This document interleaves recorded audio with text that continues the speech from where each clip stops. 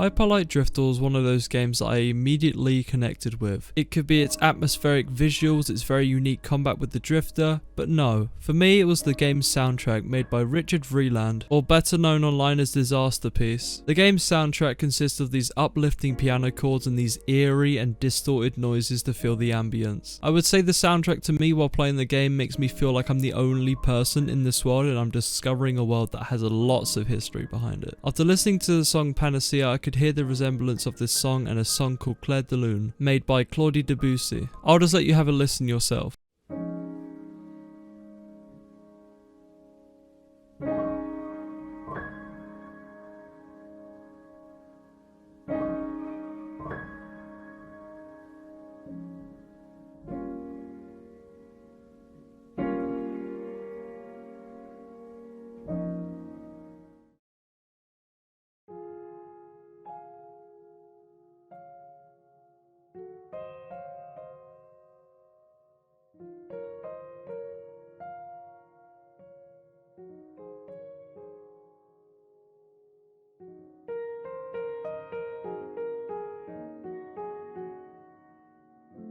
This game's OST really makes us visualize what the world would look like and feel like with its OST, without really explaining some depth in the story, but it leaves the player to interpret what this story is all about. There isn't a single word spoken in this game, so it's obvious to us as the player that we have the OSTs to visualize what is going on in certain scenes and areas. Something I realized while playing this game in my spare time was how the music fitted every area of where we were, from snowy steep mountains to the overgrown deserted town, even fitting at moments where there is a very intense fight. The combat has this Dark Souls feel to its combat. It's a very strategic and it just relies on you being smart about your attacks. And it just doesn't rely you on pressing a button and hoping it goes the way you want. You also have a pistol which mixes up the combat quite a lot. Something I thought was very unique is that you could attack anything around you like a bush and other structures and you can get ammunition in result. Now I first heard of this game when a friend I knew on Discord told me about it. I instantly nodded as he had a good history of telling me games and then them being good. He told me it was on Steam, so I had a look and I was happy to know that it was on sale at the time. I thought it would be some generic underrated game that doesn't get enough appreciation, so I immediately bought it and really started to get a real attachment to the game as it was not what I was expecting.